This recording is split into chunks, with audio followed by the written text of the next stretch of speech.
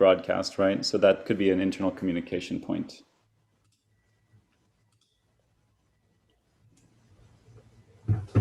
But as a matter of organization, we are in a big Zoom room. We have the jury, the participants, and some observers all here. I will ask you in a minute to turn off your video and mute yourselves, of course, and then we'll go through the order of our pitches in about 8 minutes, I hope. Did you all get the order of pitching? I'm going to just read it. I'm just going to say it again, just so everybody has it in their mind. It might be good if you could post it in the chat as well, Alessandro. But we've got Green Deeds, 7 Protect, Place Flow, Sadhu, Bathhouse Canada, Identity, Interspecies Labs, Bangalore, Torpedo. And then after that, we're going to have a special guest coming in, kind of a bonus presentation, brief comment from a friend from Impact NFTs. Is that right, Alessandro? Is that fair? Yes, sorry, I was multitasking. Yes, we're live, and I'll post the list right now. So yeah, Primavera from Impact NFTs will be joining us towards the end after the last pitch, and she will be presenting her project, and also she wants to connect very much with this community that is emerging. So it's very exciting. Well, on that note, hello and welcome to the Sovereign Nature 2021 Hackathon in partnership with Odyssey Momentum. This is a community event. This is a celebration of the work that these teams have done. We have extraordinary teams that have been working for the last 48 hours, joining us from around the world to work on this year's challenge, which is to help enable nature's autonomous value inside city parks and public green spaces. Our teams have accepted this challenge and come up with some brilliant innovations, ideas, technologies that they'll be sharing with you. This hackathon will be starting. I'll be doing a brief introductions, and we'll be starting in hopefully about 6 minutes with the pitches from our teams. But briefly, hello. My name is Seth Berkley. I am a writer in residence at Sovereign Nature Initiative and helping to facilitate this hackathon, joined by the immensely capable Alessandro. And it's been a delight working with all of you. I want to ask if we can, in a moment, I'll ask the jury to come on, and guys, if maybe it would be good to start to implement the video muting. So we'll try to like do a live choreography of this. So if you're not me and Alessandro, maybe can you hide your video for a minute, and then I'll ask you to kind of come on. Thank you. I just think for those tuning in remotely, I want to just kind of briefly read off the prompt that was the prompt for this year's hackathon. This is again, it's been 48 hours where these 8 teams have been working in the Odyssey Momentum space and elsewhere to develop an answer to this challenge. Okay, so I'm just going to read the challenge quickly. Working in relation to a public park or green space, a place of your choosing that is already designated as a space of nature. Develop open source protocols and applications that enable the agency of non-human organisms to act in their own interest and to produce value in their own right. Go beyond common approaches towards sustainability and break the mantra of human domination over nature. So this is a juried competition. We have our amazing jury here. I'll introduce in a moment. And there are awards, both cash and ocean, that'll be awarded to the winning teams. The winning teams will also have the opportunity to further develop the solution submitted and integrated as part of the SNI tech stack, and to run real life experiments and present these ideas in public green spaces beginning, we hope, in Berlin in September of this year. So that's a little bit of an overview and kind of quick. We're going to have 10 minutes for each group to present, and I'm going to ask again people who are not presenting to turn off your video. So then, but before we do that, I do want to introduce our amazing jury. So if you are on the jury, will you please, yes, hello, Andrea, you're here. And yeah, Chem and Sam, if you could turn off your video briefly, it would be great to see. Hello. And would you mind just introducing yourselves? Starting with Andrea. All right. Okay. Thank you. I didn't know. I was waiting for order of events. Yeah, cool. So my name is Andrea Leiter, and I am one of the co-founders of the Sovereign Nature Initiative. I work as an academic in the field of sustainable global economic law, and I'm very interested in the notion of value and how we can understand value outside of a price mechanism, outside of a quantifiable number, and how we can think about valuing qualitatively. And I think that this question plays a very, very big role for this hackathon, at least in my mind, and in general for the question of how we want to engage with the environment in the future, how we can think about human and non-human life together. Yeah, so I think this is me. Thanks. Ed. Hello, my name is Ed. I'm also one of the co-founders of the Sovereign Nature Initiative. Yeah, I have multiple hats, but the Sovereign Nature Initiative hat is definitely my interest in flipping the economics. I want to see nature making money and or burning it or redistributing it back to us as universal basic income or buying other land. I was flying through the metaverse and saw a lot of interesting stuff already. I'm really curious to see this. Florian. Hey, I'm Florian. I'm a creative. I've done many things in my life. I've been a product designer, I've been a musician, I've been a director. I accidentally founded an agency, which I then sort of stepped out of because I felt like it was time to dedicate the things that I've learned to something more worthwhile. I'm a German living in London. I've got 2 humans that I'm responsible for that are 13 and 16, and I'm kind of like doing this for them as well. And within Sovereign Nature, my focus is the sort of artistic projects that we want to run, and I think it's a beautiful extension to all the other things that we're doing, because it's almost like it makes it tangible in a very different way. So I'm excited to sort of see some of the things that I've already seen in the metaverse that sort of address that. And Jacqueline. Hi, I'm Jacqueline Bolt. I work as a business innovator at Wageningen Environmental Research in the Netherlands. I'm an environmental economist by training. And for the past years, I've also been working on using blockchain technology for rainforest conservation in the Amazon in Brazil.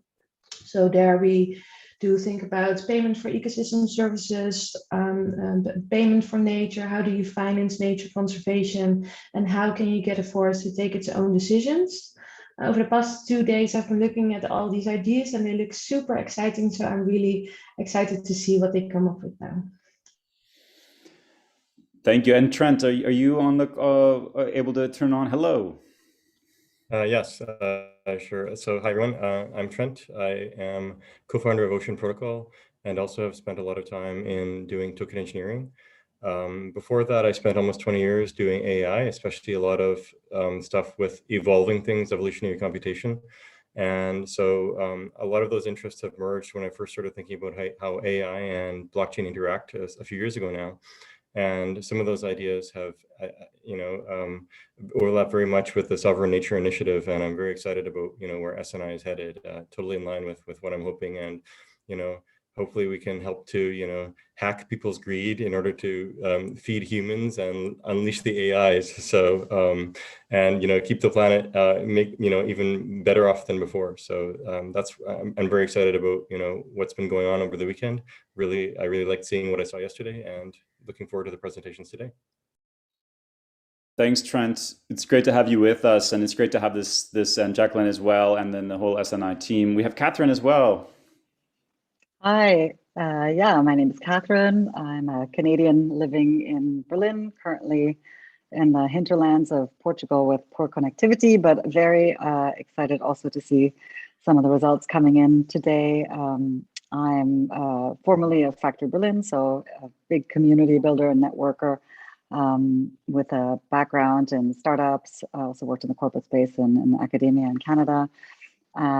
Strong believer in interdisciplinary co-creation. So this is just a very great mission at SNI that I will be taking on because I'll be joining as CEO in about a month. So looking forward to leading the way and joining this fabulous team of people.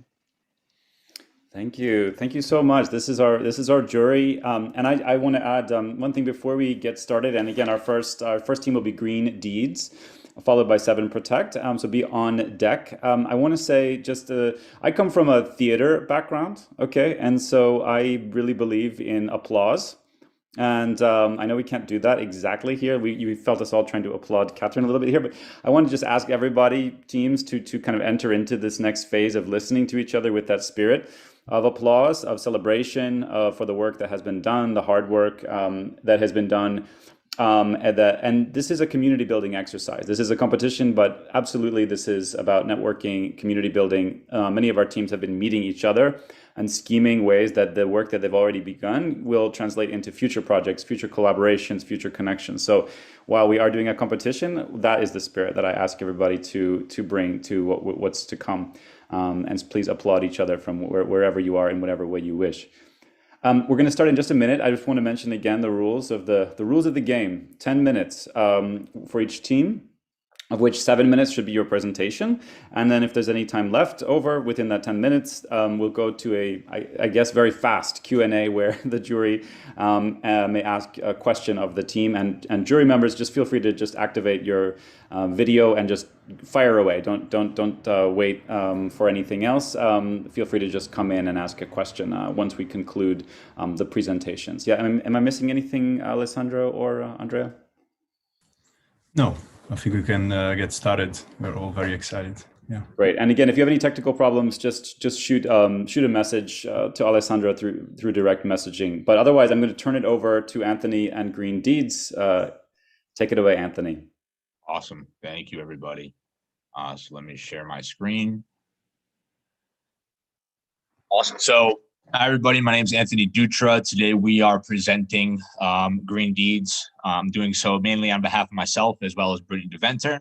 And really the application that we are passionate about and working on is this DeFi mobile app where we're rewarding our users for exchanging their food waste to help clean up our planet. So let me tell you about the problem here in the United States when it comes to garbage overall. I myself am on the East Coast here in Boston, Massachusetts, and Brittany's on the West Coast here in LA.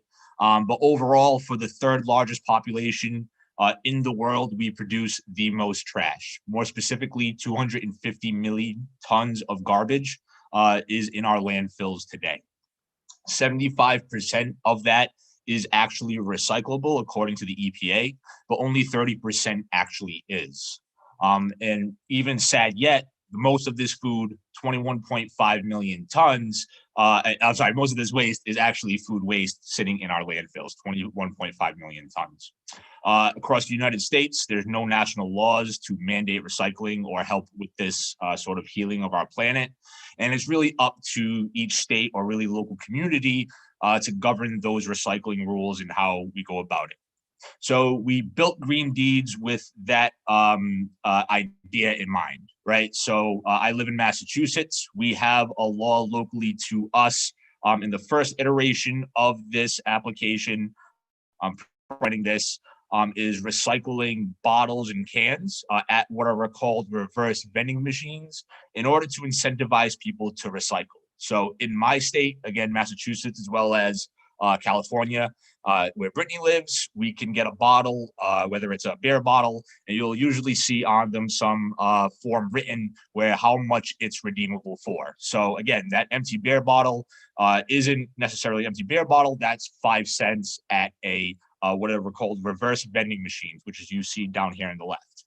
After you put so many of those inside of the vending machine, you're given a ticket which acts as a US dollar, right? It's holding the value of that ticket, of that, of the exchanged recyclables, and you can exchange it at the store for a fee to get that money, right? A lot of homeless people do this. I said, well, why don't we take that same sort of process, and instead of giving it to the store, we upload that picture to our app, create a faucet through what is called the Silo blockchain.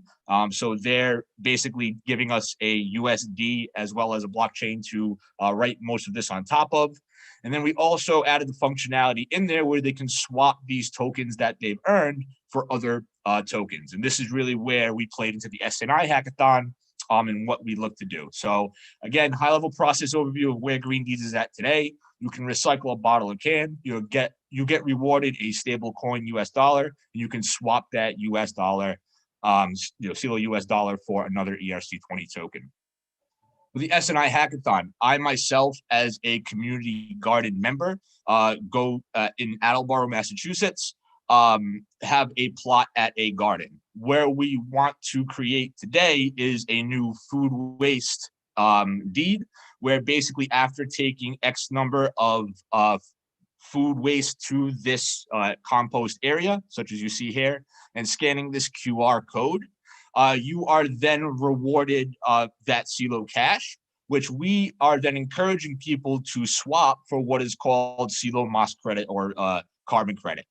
So basically what we developed is a way to help combat the food waste in our landfills, also provide community local gardens with food to compost in order to either increase the soil quality of their plots, individual plots. That has a whole nother section to it, which I would be happy to explain, but there's validation and things that go behind it on another network, which sort of helps facilitate this process along.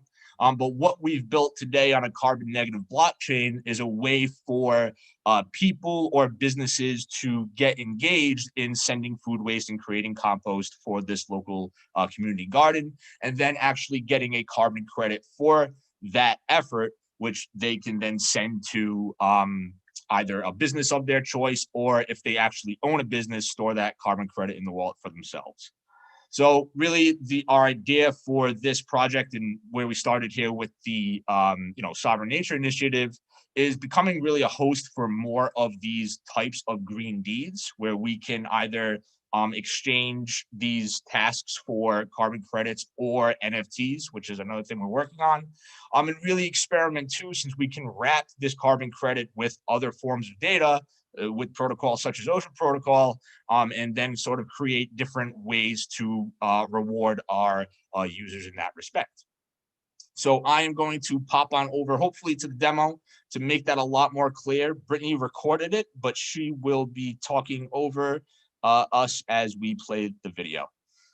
You'll have to excuse the quality. She wasn't able to record it on like a full thing, so I think she just took a camera and recorded her phone. So let's take a look. So Britt, are you out there? I'm out here. All right. So I'm gonna make this bigger. Hopefully it loads. I feel like it's gonna be slow because we're streaming. But there you go. I'm There gonna we shut go. off the volume. So this is us just logging in and doing a compost. I did it pretty fast. Oh, Yeah, I'm just gonna keep playing it back. So go ahead. okay. Yeah, so a user would log in and they would press compost, and they would go to their, this would be their opportunity to take a picture of their compost. And here we have, so this is a simulation, guys, but ideally somebody's at their community garden and they're taking a photo of just proof that they've dropped it off where they're supposed to. And then we'll have somebody from the community garden confirm the bags of compost eventually. But for now, the photo already is confirmed. We have 3 bags of compost and 35 cents redeemable. We go to redeem it and we log into Cello. And this is us just getting permissions from Valora wallet to run transactions. And we'll get some CUSD for our compost. And we'll just press allow here. And I type in my very secret PIN.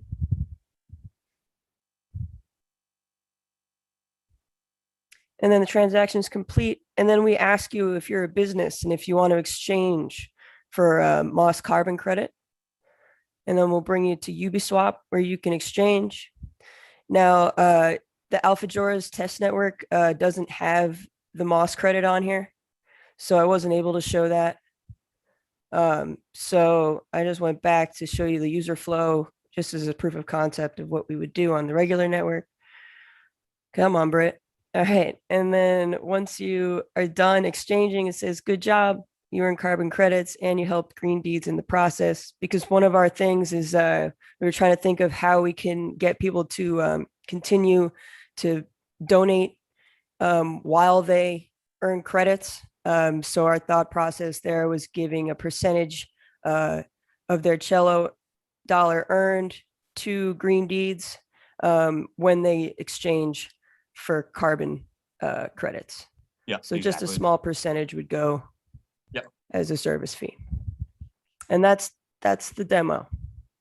And that's our presentation. Fantastic. Thank you so much. We just have about, I think, 90 seconds or so left. If there's a quick question from the jury.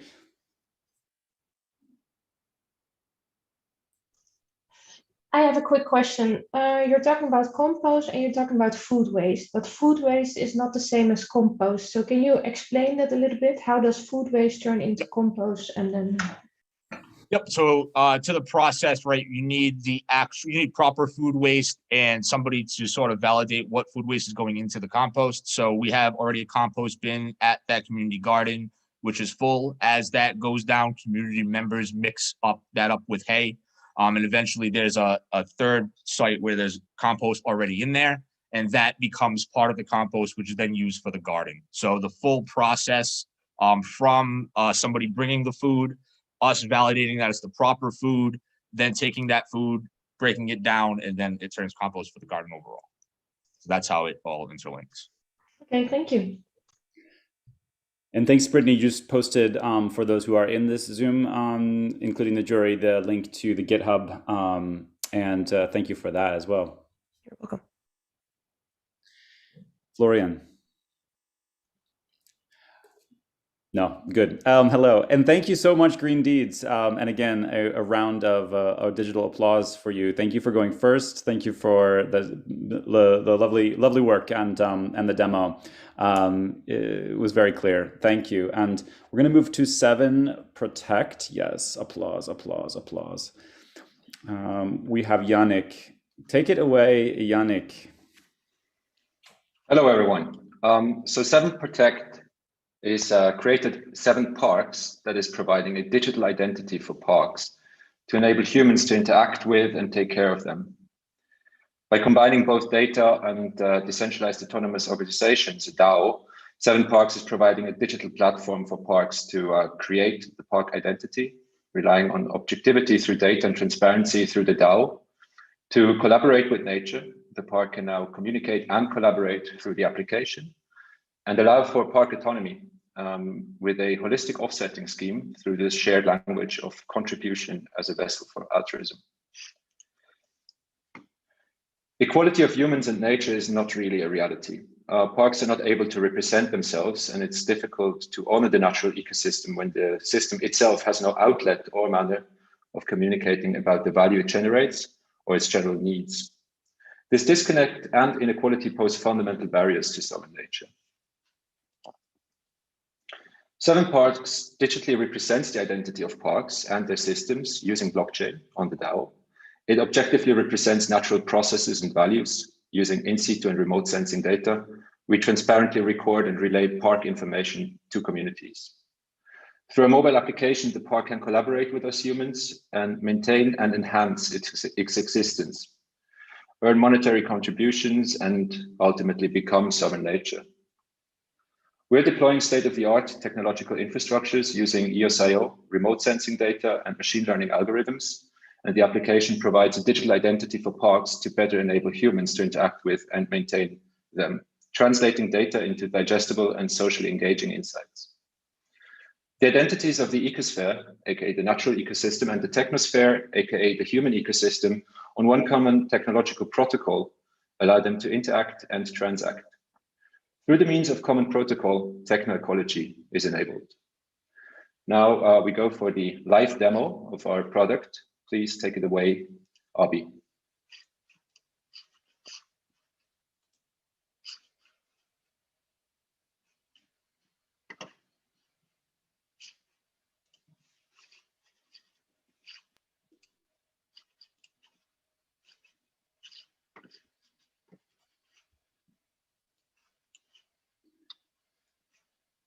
Abi, you're on mute.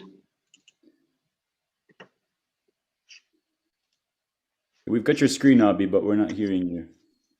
Sorry. Hello, everyone. Hi. So this is the home page of the of this particular platform, and we are going to first create an account. So it goes like this, and I give the email ID.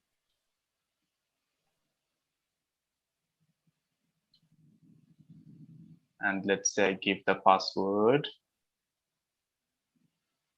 and the account is created. So right now, everything is happening on the blockchain, of course, keeping the user's privacy into account. And then I am actually going to just sign in.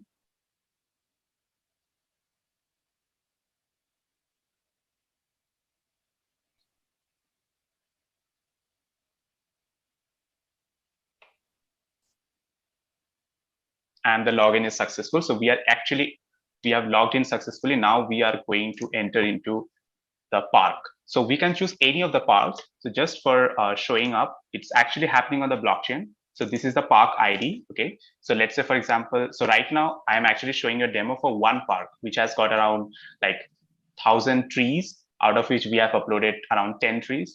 So continuing. So this is the check-in. So here a person will actually use their phones to scan the QR code, okay? And it goes like this.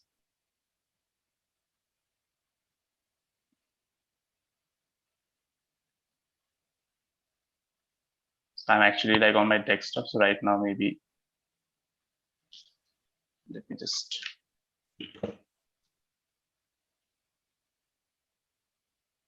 Yeah, so it's done. So ideally, it would be very much like easy. I'm on my web, so yeah. So this is the chart. These kind of charts, if a person can actually get to see in a park, and from there they can very well just check out, and that's how the entire process is done. And of course, people are also going to get monetized. They are going to get incentives for their inputs related to parks information, be it trees, images, and all. I mean, data related to biomass, carbon, all of these. And so all the data is actually on the blockchain.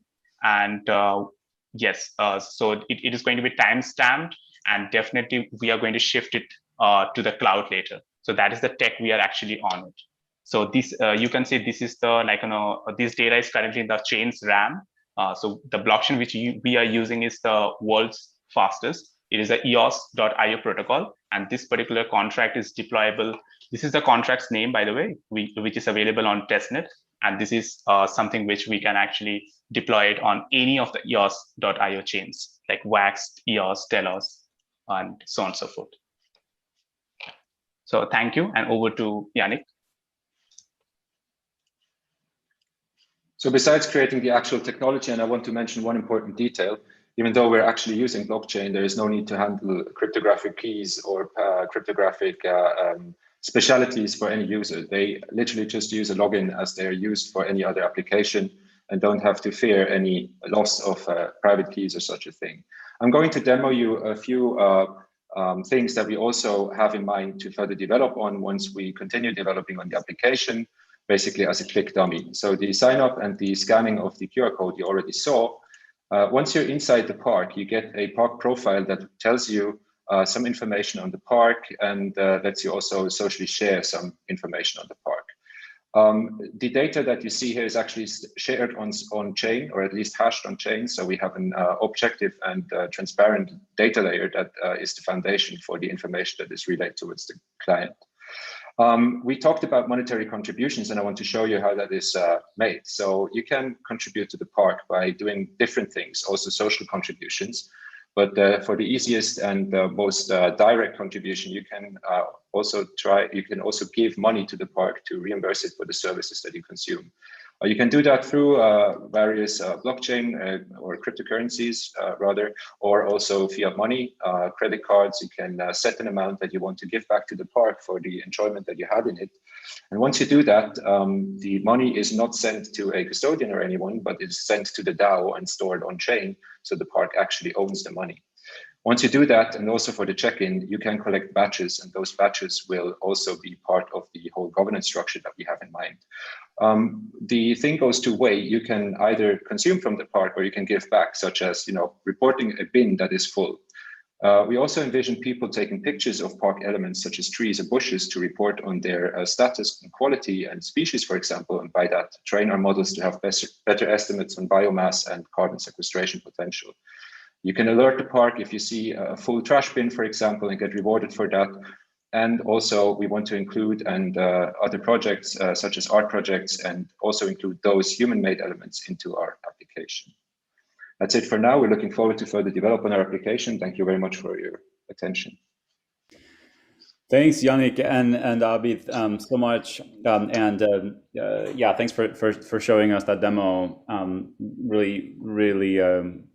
Really impressive. Andrea, do you have a comment, question? And we have just once again, we have like 90 seconds. I want to say something too for all the groups, which is that, and we're almost at the end of the 10-minute time for 7 Protect. But what I'll do with the 7-minute counter is that I'll appear back on video once the 7 minutes is done, and that just means you should wrap it up, and you kind of were doing that already, because I know you had an eye on the time, Yannick. Any other jury members have a question for 7 Protect? Just out of curiosity, in the back end, so does the park have its own blockchain wallet, like its own EOS address is that where the funds go in, or? Yeah, so actually, so all the funds are actually going to a smart contract, and from there we have all the people at the admins and all, we can have a facility of multi-signature, and that's where it's icing on the cake, that no single person can actually just withdraw the money, and there's a full sort of governance based withdrawal method we can actually include it into that. Right. Okay. Thank you. The same question. Thank you. Anything else from our jury? Again, thanks to 7 Protect and your whole team. I know it's a big team, and you've been working super hard this weekend. Thank you for all that lovely work, and Abi for the presentation. All right, we're going to move. Yes, hello to Placeflow with Sam. Welcome. Hey everybody, is the audio and video okay? We got you loud and clear. Okay, awesome. So as a brief introduction, as I kind of mentioned on the opening call on Friday, I really came into this weekend thinking about the bigger picture context of what we're dealing with, and kind of record-breaking temperatures and the real urgency at play here, as well as this kind of incredible opportunity with all of these different minds and all of these different perspectives inhabiting this space together, to kind of think about what really does a good job of fitting the context of these sovereign nature challenges. And what that process led me to is a very clear and important problem. I'm going to try sharing my screen. So here are some slides I put together. This is a big problem, and this was the context for me this weekend. So around the world, we're missing native plant species across a whole variety of lands. That can be, people's yards for their houses in particular, but that can also be kind of local green spaces. That can be parks, which are working with more exotic species. And when we don't have sufficient native species in our environments, again, whether that's a local yard and lots of yards in a community, or a park or anything in between, the pollinators don't have enough to eat, and that has repercussions throughout the whole food web. So this is yet another of those situations where maybe the people of us on this call, maybe we're not quite seeing the ramifications of this yet, but this is really happening. And this has ramifications for, food security, agricultural productivity, because if we don't have pollinators, if we don't have the rest of the food web, obviously our ability to grow and get sustenance from nature is going to decrease. So there are a lot of people doing really good work on this front. And one of the conclusions is that for any given place, it's important that 70% of the plant biomass there to be native species. And of course, if you have, a yard outside your house and 100% of it is grass and there's no actual native species going there, there's no shrubs, there's no wildflowers, nothing, that's obviously, we have 70% to go. So with this in mind, respecting and having a lot of appreciation for the S&I vision for this and thinking about how we can incorporate this in a park, while I was reflecting on all of this, it kind of struck me that, perhaps what we call a park is a little bit of an artificial boundary and an artificial constraint, just given the fact that we're so deprived of nature in so many of the other places in our communities. And really, if we imagine a more regenerative future with a sovereign nature, you wouldn't have nature within the bounds of these park lines set by municipality. That park would stretch into the adjacent streets and go along those streets and go in and out of people's yards. And the path that any creatures, including pollinators or birds or humans or plant life, could take through that biome, it's not really cut off anywhere. It's just kind of a continuous flowing thing. So that was kind of part of my vision while I got to work. And then again, going back to the problem itself, we need to get to 70% plant biomass being native species across lands all around the world.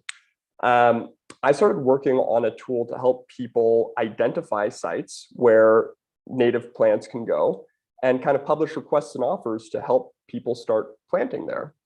And so what this initially looks like is a web app, which I hope the screen sharing is working okay. So basically it's mobile first, with the idea that people are going to be outside and it's kind of embedded in a natural routine. So once you're prompted to go outside and you go there, then that loads your location into the web application, where you can discover what else is going on around there. So you can discover, for example, people who are learning how to plant, people who are willing to help with gardening experience, even seed shares. And of course, for your location, you can also see the specific local native plant species which are there, which would be different for the Netherlands or for a park in Germany, or from where I am in Croatia currently, or many places across Canada and the US. So to give you an idea of how it works, as soon as you load the application and share your location settings, it will load your location. So then you can explore, do you want to kind of learn how to plant these native seeds yourself? Do you want to try to do it with others, maybe with others who have more experience, or just do it in a group anyway? Or do you just want it to be planted there? You want this regenerative future to start happening, and you're asking for help from somebody else. So in that case, you can click for somebody to plant here. You can add some more information, including the species that belong to that place. And just like that, you can submit. It renders on the map. This is all working live in my local environment, but as soon as I deploy it to a site that you guys can all access, it's all working live. And of course, if there are local seed shares or local gardeners nearby, you can get a notification, and then you can go around and you can kind of discover what's out there. And if you have something to offer, if you have seeds or native plants that you can share with others, you can post those too.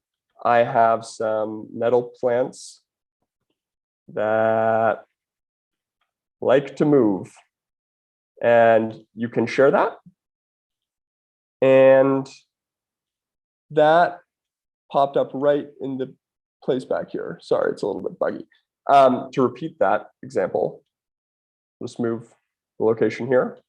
And if this is where you're located, and if you have a seed share, you can say, I'm willing to share what I have. Beautiful, healthy garden. Now, when you click submit, you can see this seed share is published. And same thing, if you have gardening and planting experience, then you can post your location. You can say that you're glad to help others learn. And just like that, again, all of this is live. It's working right now. This data, I mean, it's in a database, but that could easily be open and transparent too. So from here, this is obviously a simple application intended to facilitate coordination at the moment. The focus is really about enabling people to get more into the mind space and the perspective of regenerating their local space. So the idea from there is once you load your local location, you open your smartphone camera, and you can see an AR visualization of what your yard, what the green space around you, what the park around you would actually look like if you had more native plant species there. So you can start visualizing that future. And then you have a little bit more impetus and momentum, and motivation to make that happen, either by learning how to do it yourself or by asking others for help, or by sharing your capacity and skills. So I don't know how I am on time. I'm glad to present more, but I'll stop there. Seth, you're mute. You're mute, Seth. You just reached 7 minutes, and I'm giving you the applause. Thank you so much, Sam. I happen to be a big fan of nettle. It's an amazing plant with great medicinal properties. So thanks for using that. And jury, feel free to come on. We have just a minute or two to ask Sam questions if you have them, or if you just want to come on video and applaud. That's also very welcome.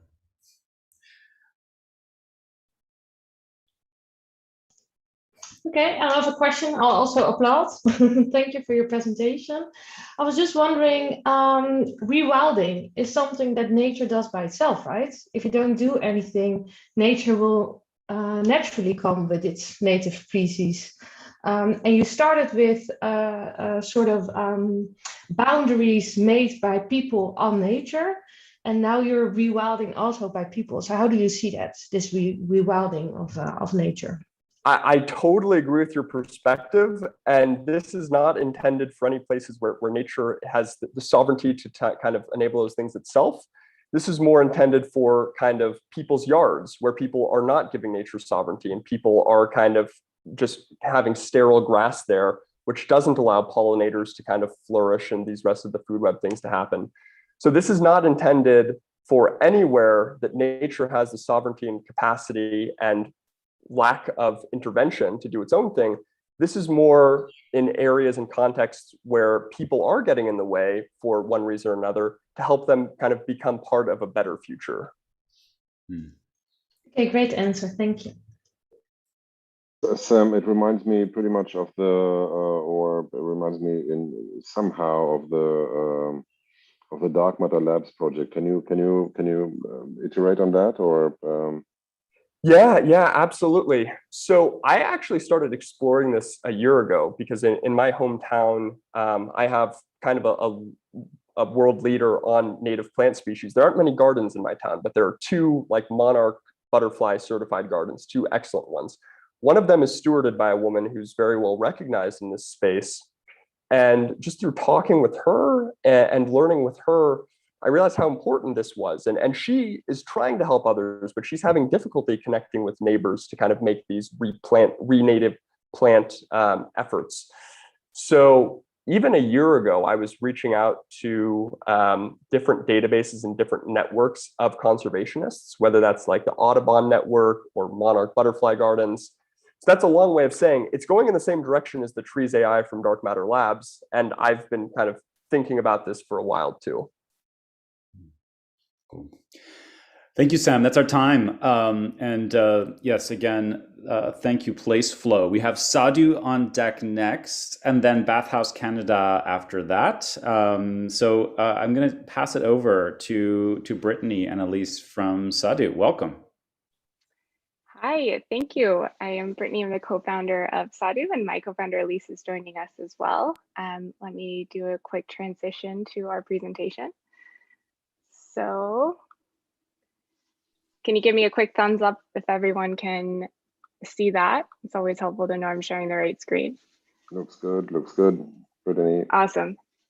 So as a quick introduction, Sadhu itself is an app So Secret, it's actually available on iOS and Android now, but don't tell anyone because our official launch date is July 9th. And basically why that app was built was to be able to give different companies and corporations an ability to integrate a sustainability initiative, integrate something that engaged their entire company in creating this cultural transformation, and give them a quick win in order of allowing them to not only communicate their sustainability commitments, but also reach net zero commitments through tree planting. So what the app is an employee engagement solution that allows active employees to earn trees with their fitness activities. So anyone who uses the app opens it up, syncs their smartwatch or fitness tracker, selects a project that they would like to support. So this is a tree planting project. Currently we have 3 on board: We Forest, Trees for the Future, and Sea Trees. And then anytime they work out, ideally everything is recorded on a smartwatch, meaning that there is no need to actually go into the app and enter the activity. They're able to see a reward in terms of trees saved or earned as a result of their activities. And of course, we all know that that helps to kind of reduce the environmental impact. And what the core value proposition of that is for the end user is really to bring this connection or this sense of personal well-being to the health of the ecosystem. And I'm having trouble. Here we go. So I'll just start here.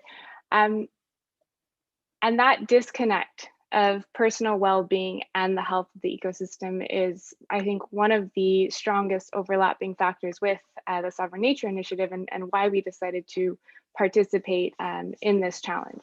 So zooming in on the problem a bit more as it relates to S&I, we've really learned this weekend that nature lacks the ability to quantify its value and communicate it within a social economy amongst individuals or all the structures that humans have created and societies created to thrive.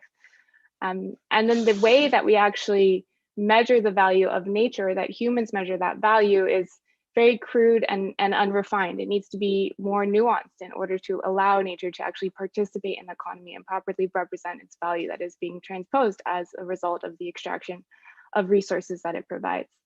And so with S&I, we've really tried to focus on connecting the sense of potentially individual concern or well-being, let's say that greed of I want to do well, with this sense of climate action.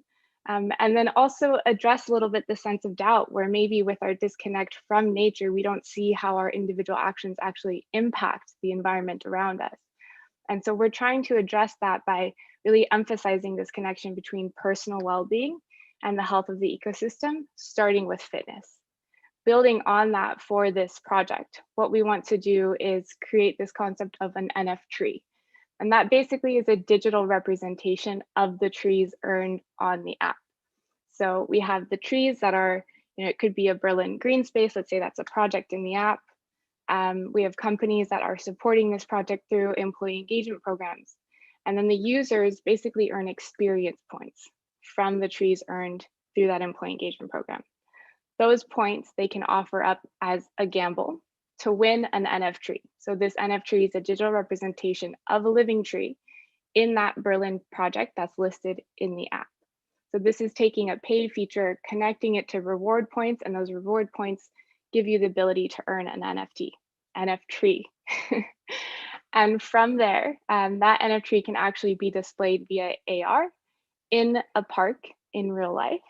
It can be done at home, or ideally, let's say for this challenge, if we're doing a fitness class, I personally teach yoga, would love to teach a yoga class.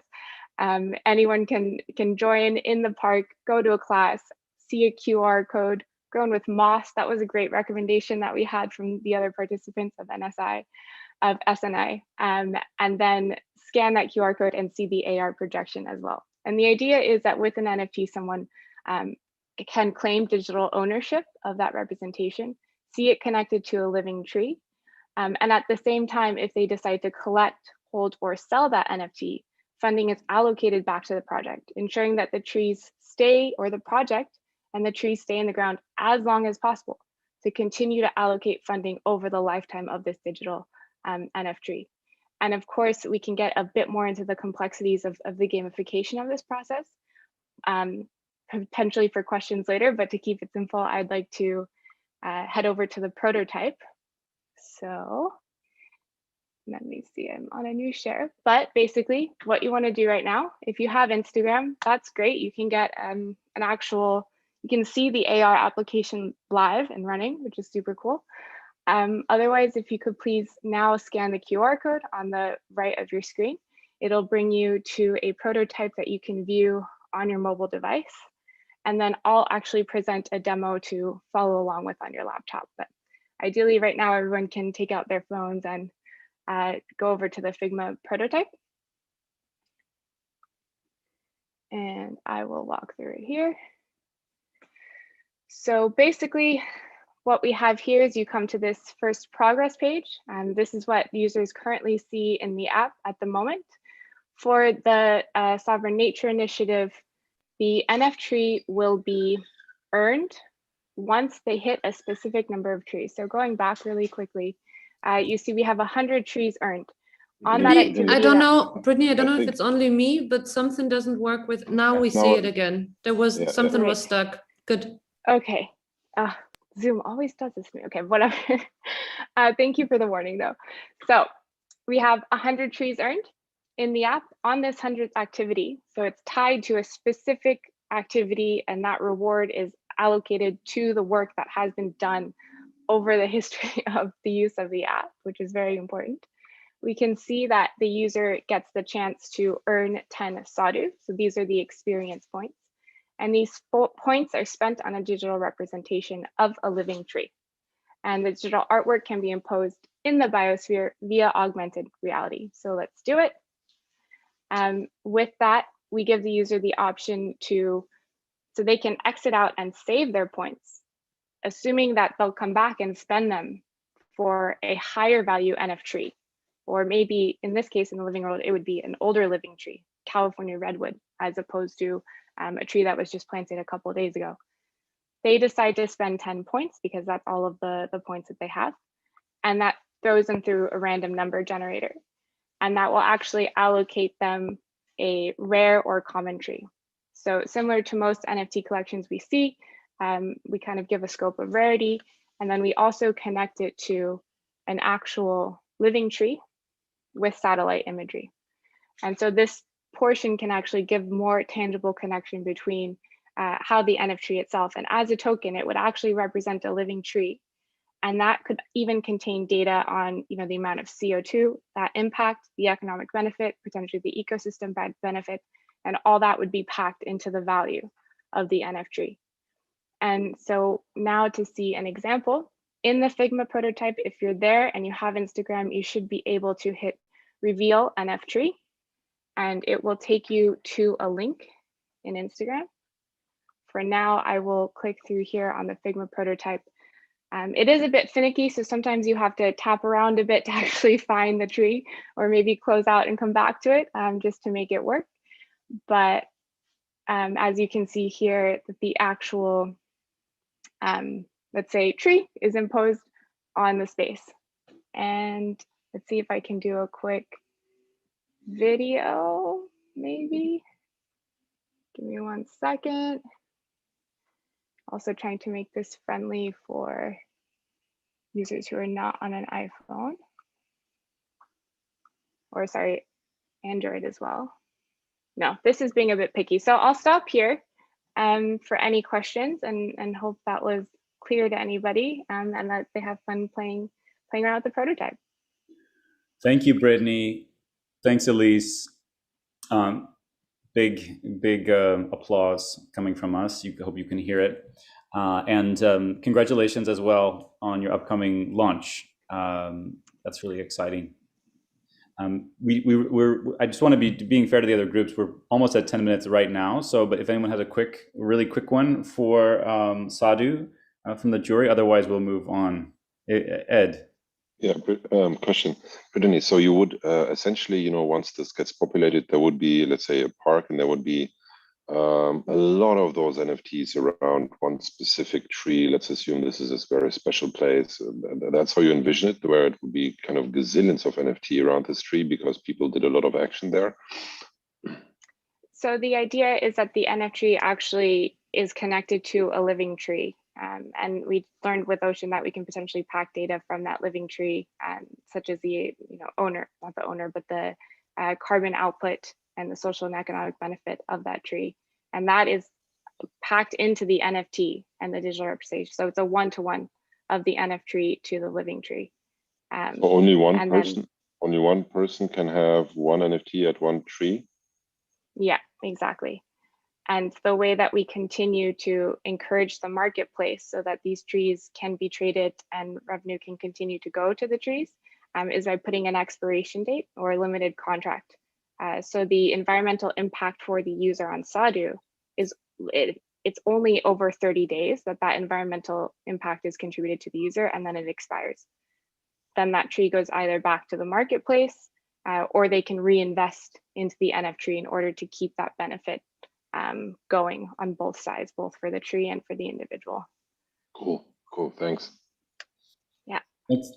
Yeah, thanks again, Brittany and Elise. And we're going to move to Bathhouse Canada. You're up, and followed by Identitree, and then Interspecies Labs. So hello, Stuart and Sean.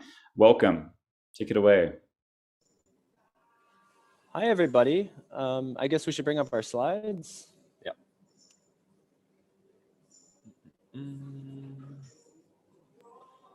So I'm just gonna share my screen here. Yep.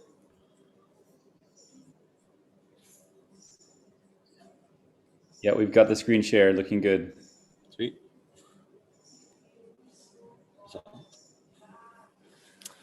Okay. Hi, everybody. So I'm Sean, and this is Stuart. And this is Bathhouse Canada, which is a tokenized public infrastructure project that is enabling mass Does anyone scale. get sound? I don't hear them, or is it just me? I can hear. I've got sound, Ed. So we'll keep going. Yep. So Bathhouse Canada is a tokenized public infrastructure project that is enabling mass scale regenerative spaces that allow Canadians to heal themselves and heal nature by going on vacation. Now, a little bit of context, me and Stuart kind of came out on a pilgrimage to the West Coast here into the jungle and onto the beaches of Tofino to do this hackathon. So Wi-Fi was a bit scarce, but nature was very abundant. So we weren't able to fork some of the repositories that we had in mind for the tech side of things, but we really went into the vision, and we were able to capture a lot of beautiful images that you'll see in this presentation. Yeah, totally.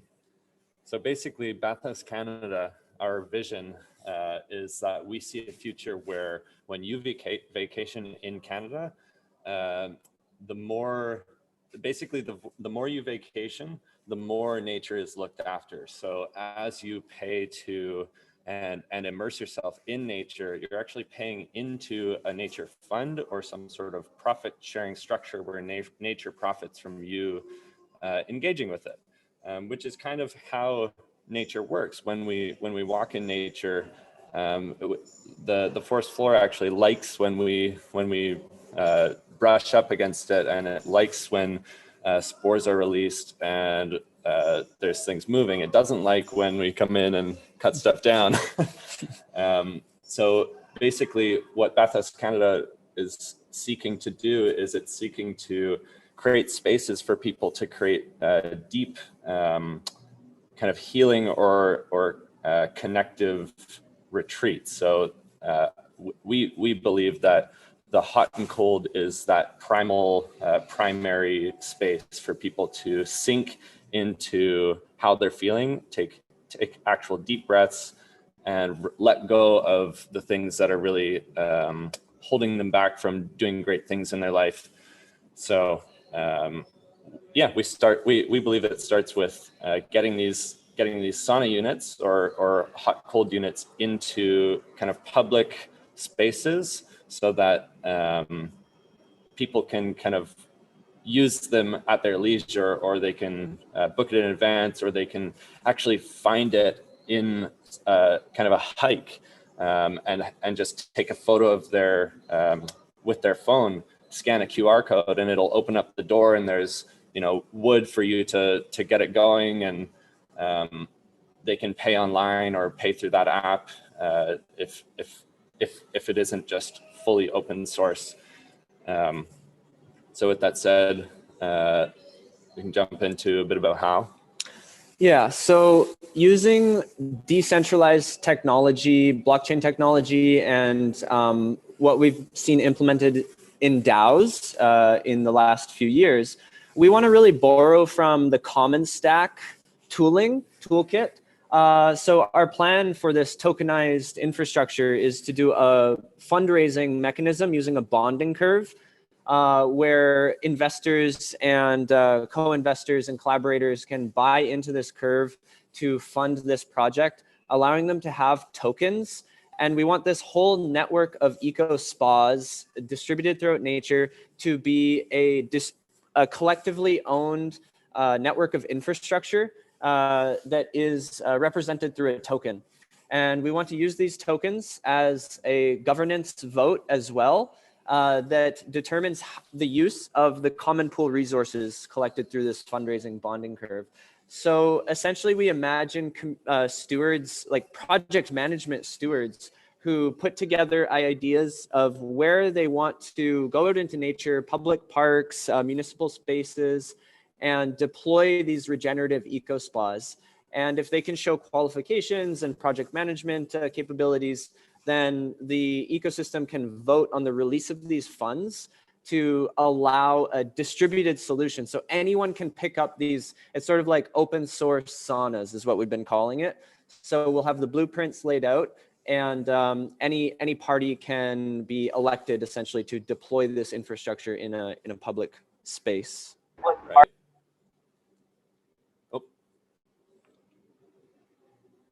Oh, is our internet?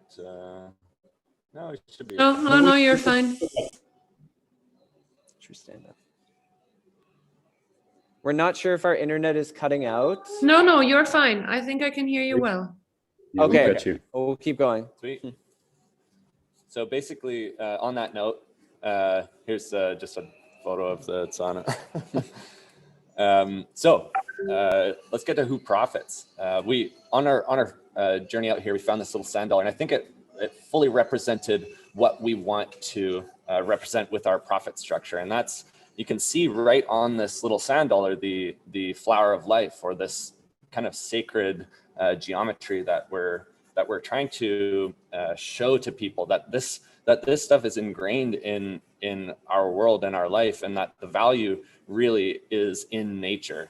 So basically, we're much like a casino that's designed for the house to win. We want the bathhouse game to the house that is Canada and nature and the human family to win. We want it to be designed that way, rigged to win for nature and for people. So our profit structure essentially works in a kind of an AI optimized logistics and operations. Essentially distributed, kind of like decentralized distributed payment structure, where it is automatically ratioed into what is most needed, such as expenses and costs primarily, and then creating a nature fund or a nature pool, an indigenous pool for where these places are built, which it doesn't have to be a specific clan. It can be totally land dependent. It can go into certain governance protocols or payment needed for that, maintenance, and then of course almost like an investor's pool or a voting pool where money can go back into future projects. And this should all be, in our mind, it's completely transparent. Obviously, our initiative would also be transparent in what it's needing to continue this, but it's mainly about keeping people happy and sustaining growth and sovereignty with the nature around us. And so the idea is to subvert the current extractive industries like logging So here on Vancouver Island, there's only about 2% of the old growth forests remaining, and they are currently endangered. So the idea is to win these battles through economic superiority. So we're seeing that through sort of AI optimized logistics and efficiencies that come through decentralization and utilizing blockchain technology. We can produce these accounting systems that can prove that these trees really are worth more standing. Yeah. And that we can distribute these profits back to the workers. So people in the logging industry, we want to produce jobs for these people. We want to be having, paying taxes to the government and working with the First Nations communities to make sure that people are doing at least as well as they are now economically, but ideally much better with this sort of abundant model that we're producing. Yeah, and to get a sense about what Sean just touched on, a big part of this Fairy Creek situation is that the community is totally divided. The chief there, Jeff Jones, he actually said, yes, cut our trees. We need the revenue, and they get 3% of the cuts, and that pays for it pays for income, it pays for food, it pays for electricity, it pays for roads and other stuff. And they ended up only getting about 1.5% from that because they had to pay against these protesters. So, and 1.5% of their total bid actually ended up only being like $45,000, which a year on a kind of a bigger scale project of this at just 1% would profit them about 80 to 100K a year. So it is really about replacing this structure rather than coming in and saying, oh, we're gonna change this, and you're gonna. We want to show that it's a more beneficial option that actually profits more people, makes more people happy, and protects the forest in doing so. Thank you. Thanks, So, Sean and Stuart. And yes, let's dive in. Is right. And you guys reached the 10-minute mark actually. So we're gonna wrap here. I want to be respectful of everybody's time and move. But thank you so much. Applause. You have some love in the chat for the idea of free and open source saunas. It's truly inspiring, and it makes me want to travel to Vancouver and experience that myself. And again, thank you, Bathhouse Canada. Yeah. Thanks for calling in. Seth. And we're going to move to Identity and then Interspecies Lab, and we're going to be finishing with Bangalore Torpedo. So Identity, go ahead, Adam, and we'll take it away. Yeah, so Meryl's going to share the screen, and I'll just do a bit of chatter over the top. Our goal this weekend has basically been to investigate how we can enable this sovereignty for natural spaces, to allow nature to develop a financial future that can foster change using an incentivized community system that rewards the protection, regeneration, and biodiversity of natural areas through what we call a carbon and biodiversity credit scheme. So the entry points into this conundrum are obviously highly reliant upon landowners, institutional and community participation. But in creating this strong incentive towards bringing intrinsic value to the protection and regeneration of nature over urbanization in not just cities, but further afield, this kind of makes for a more commonly attractive introduction for people to participate in such an initiative. So if we take a look at the next slide, we can see in this system, we essentially have four main players. So we've got the landowners, we've got the communities, we've got the natural space, and then the external industry and enterprise who are buying into this system. How we go about building this scenario is basically to allow landowners the ability to map and give a natural space an identity of its own. This can then be engaged through public interaction, which will provide more detailed data. And this then demonstrates a natural space's carbon capture and biodiversity.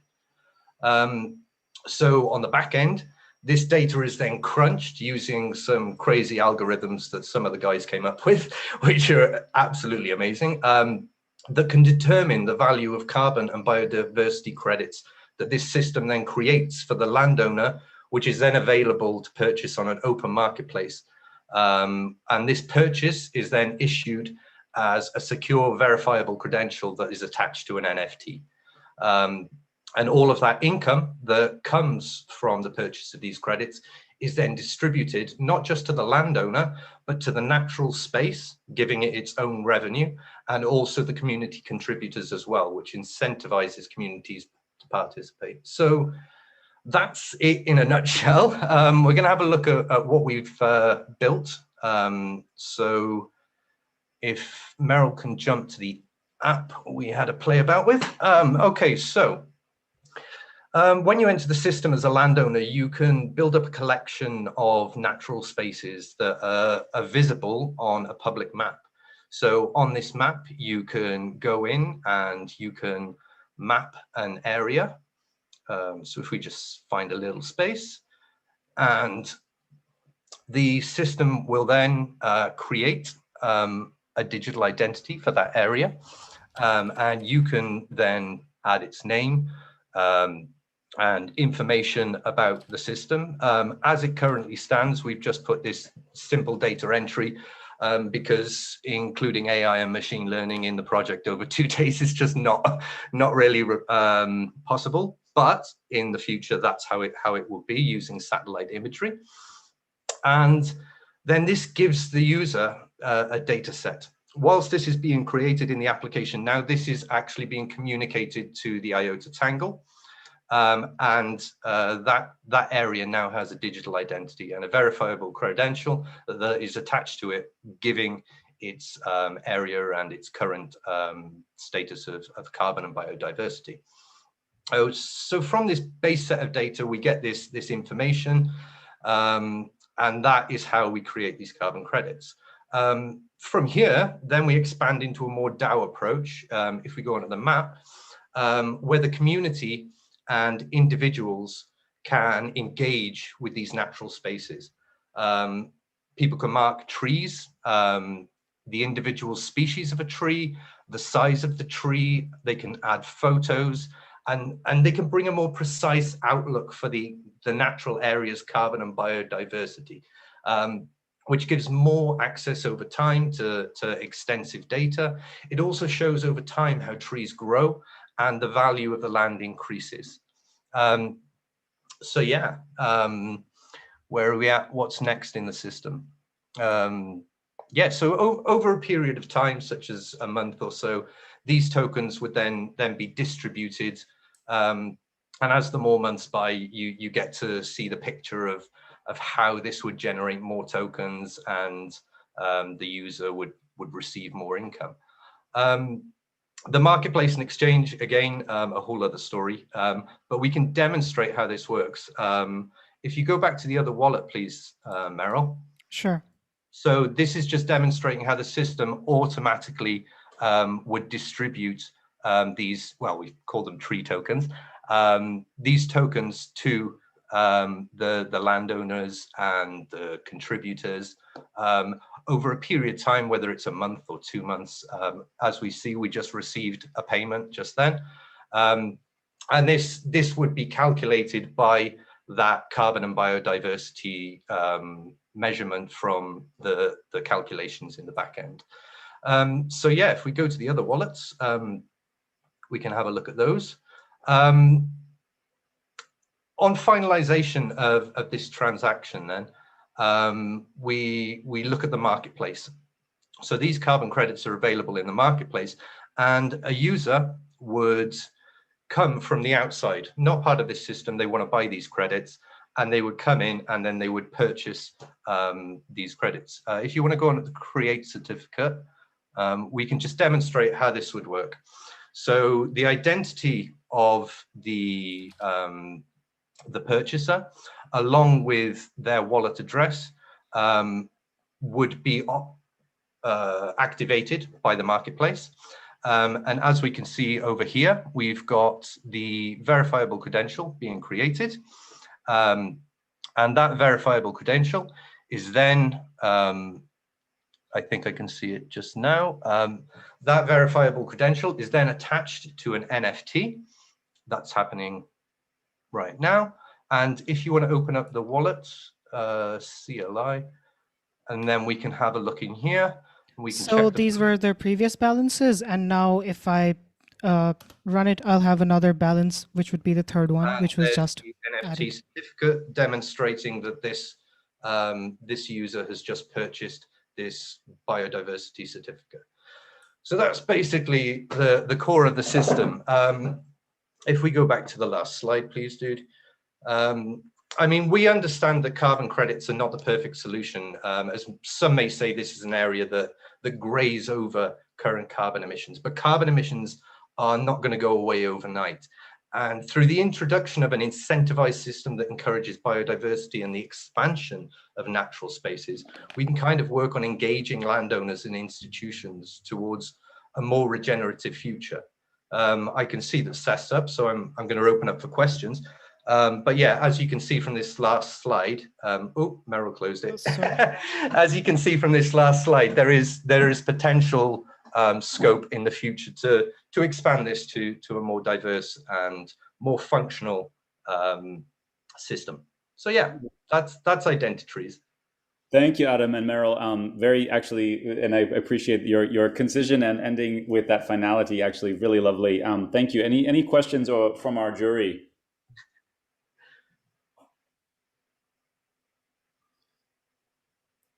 Otherwise, we'll give you our enthusiastic applause.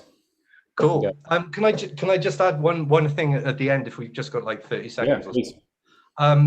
The inspiration we've seen over this weekend, it has been amazing, and it's through these interactions it kind of inspires to pivot and explore different avenues.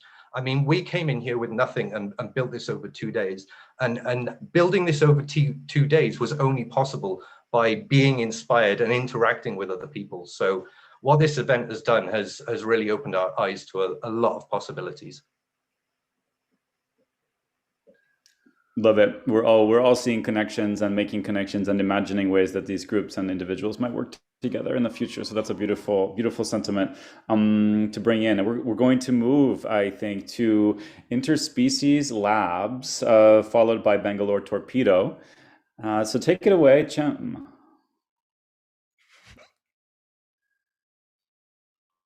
You're muted, although your hello, SNI. Your ornamentation is loud and clear. Awesome. Thanks for having us. A little disclaimer on my side. Interspecies games the fuse between Curve Labs and Weave teams. So our presentation is going to be at hyperspeed. Little forgiveness for that. At Interspecies games, we think financializing or tokenizing nature is not sufficient enabler for sovereignty. On the contrary, this approach risks the new creation of algorithms of extraction. Thus, we think agency must be embedded in internet relationality of species and their environment. We propose playing into existence a new paradigm of a networked agency of interspecies context. Nature doesn't need our charity. We need more robust and convivial forms of engagement to create new relations of solidarity between humans and nature that would foster interspecies engagement and coordination towards the realization of a not only human regenerative economy. How to activate a new we, a new collective consciousness that allows us to summon and perpetuate an interspecies agency. But enough narrative, let's dive into our approach. We want to move from an atomized understanding of charity as the modus operandi for impact towards a relational one where transformation happens at the edges, unleashing viral dynamics. Our approach draws on the theory of social choice as opposed to classical game theory, from node-oriented systems to edge-oriented systems, as we try to articulate peer influence as a multi-species paradigm. We seek to reformulate human nature false dichotomy through playforms leveraging automated logic and game mechanics facilitating engagement around resource accumulation and collective allocation. To introduce our game a little bit, the main game mechanic rests around the idea of the tree of life, an embodiment of the spirit of the park. And in this context, the Volkspark Friedrichshain, which coordinates the narratives and user flows around the park. The tree has two main objectives: to become self-aware through oracular inputs and to enrich its relations with its community. The Tree of Life represents the tokenomic agency with an associated Ethereum address owned by a Gnosis safe. The safe is the owner of a spectralized, fractionalized NFT, thus is the beneficiary for the majority of the staked tokens. These tokens enable both access for governance, for the resources, and also provide incentives for incentivizing behavior of its community, both in terms of facilitating learning and also the betterment of the public space.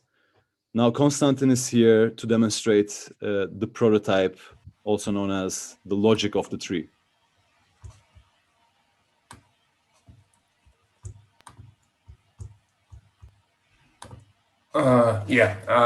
I'll carry on from here. So I will tell you about the heart of our tree. So basically how it works. We have ERC20 and ERC721 tokens on the network, and based on the result of the games, based on the result on some actions that you've done in the park, you've cleaned the park a bit, for example, you've played a game and you won. You get ERC20 tokens, and you can use them to manage your park. So, for example, here you can see a list of proposals off-chain. So that's a snapshot, which is like off-chain voting provider basically for us.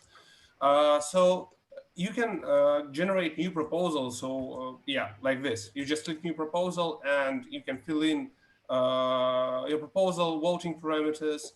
I won't just fill in because time is really running fast here. So yeah, for example, it's something like this. You generate question. For example, you have some hounds who have helped to manage like the park a lot, and you want to send some amount of tokens to him.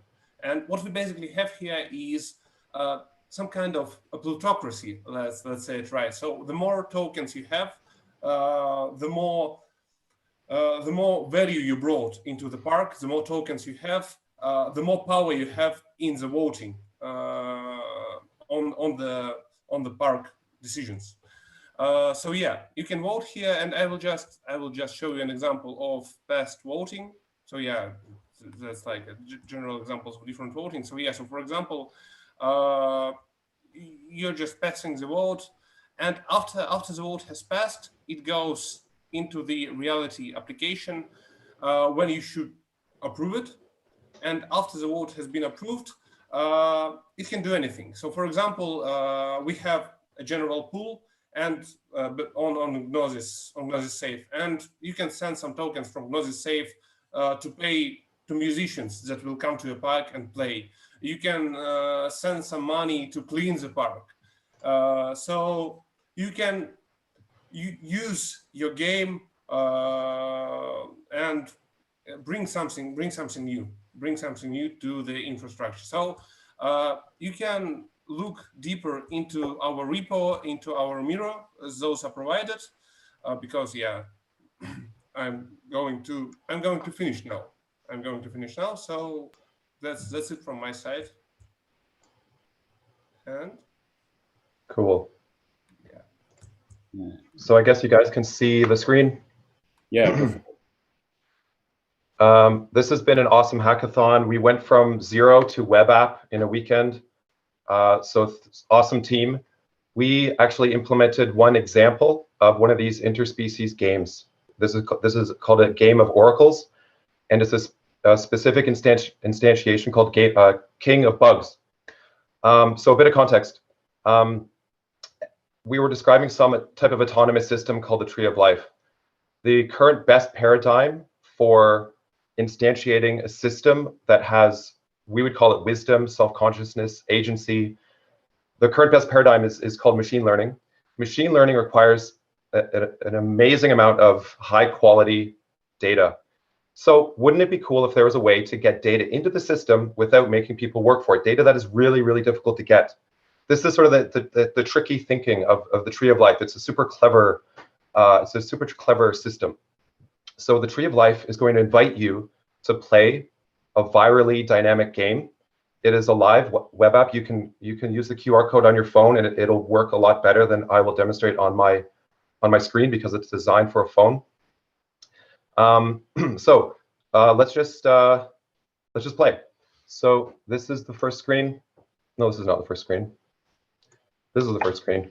So this is called the game of oracles, and this is a landing page for many different types of games. Again, one instantiation we have made is called King of Bugs. How do you play King of Bugs? So you're in the park, you've got your phone, you're running around, you're looking for cool insects. Your objective is to find the coolest insect. Like, haven't you ever thought about this in a park? Where is the coolest insect right now? What does it look like? Maybe you guys have this problem, I don't know. Let's take a look. So we're going to capture a picture. So on your phone, this is already integrated with your camera.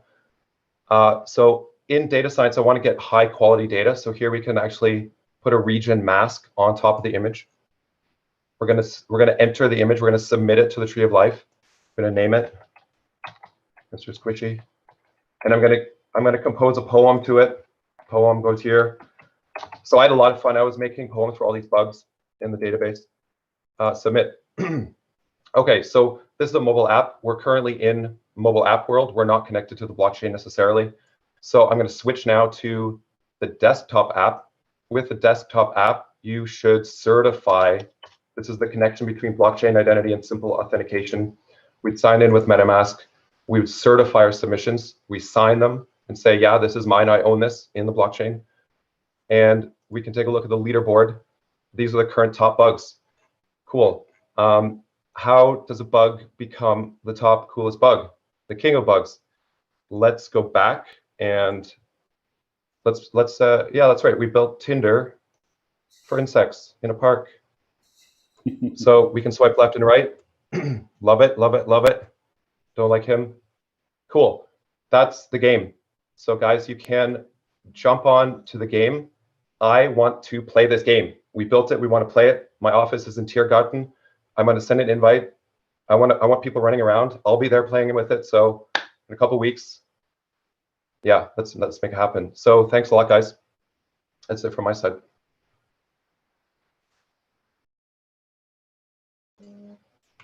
Audio? Thank you, Interspecies Labs, so much. You have a great team and a multi-factor approach that's really exciting. And if I can just add one maybe small editorial piece in terms of insect royalty, we all know that there are a lot of queens as well in the insect world, and so I would just submit to you, we may want to search for queens as well as kings. Anything from the jury for Interspecies Lab? We only have like 60 seconds.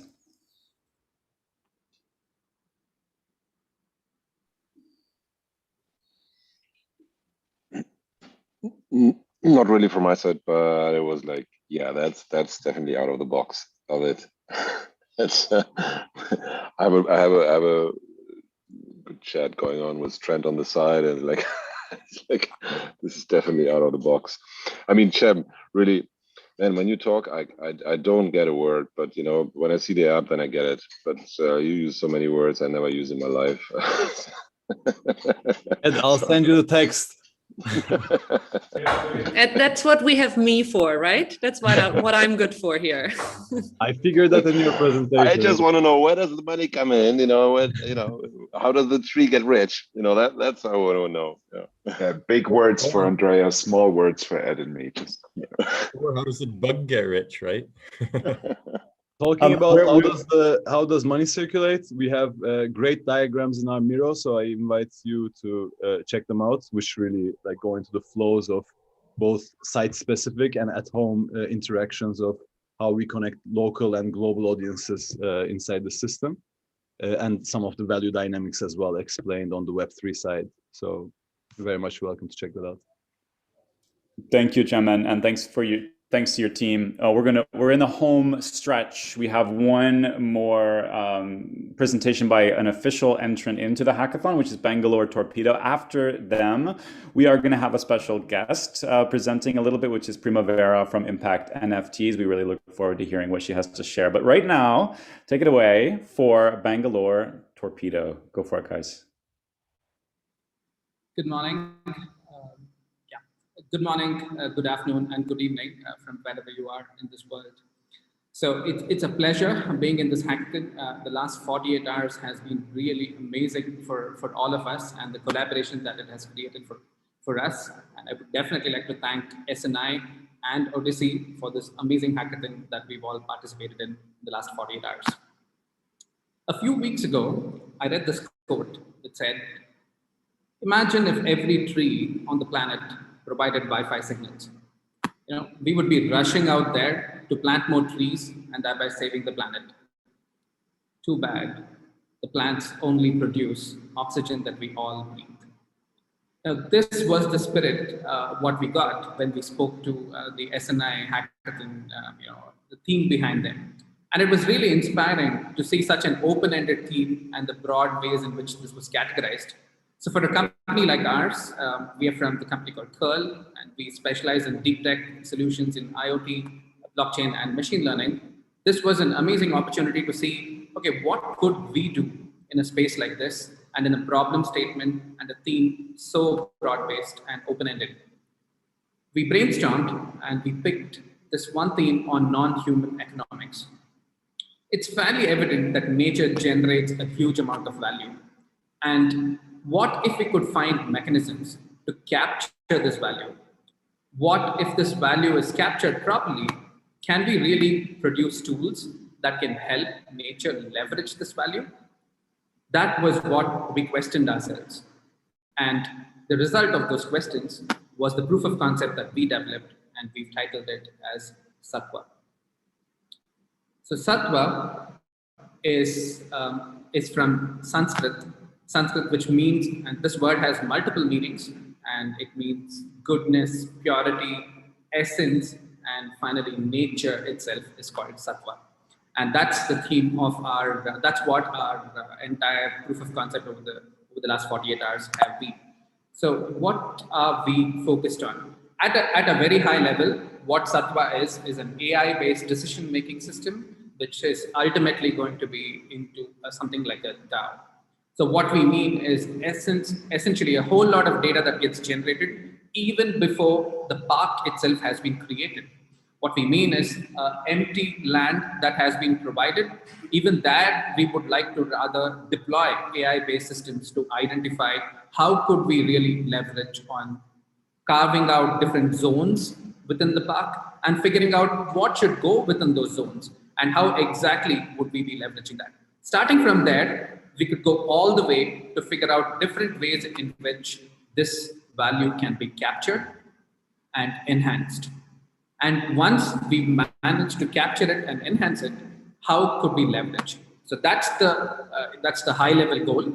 But of course, all of this cannot be done within a very short period of time. So we've zeroed in on one specific element that we wanted to focus on.